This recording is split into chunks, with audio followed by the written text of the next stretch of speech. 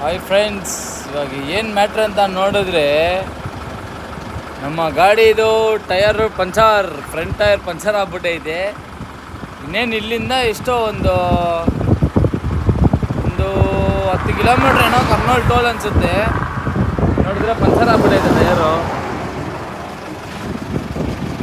ಈ wash time ನೋಡಿದ್ರೆ 3:30 ಆಗ್ತೈತೆ. ಇಷ್ಟೊತ್ತಲ್ಲಿ ಯಾರು ಬರಲ್ಲ ಎಲ್ಪಿಗೆ.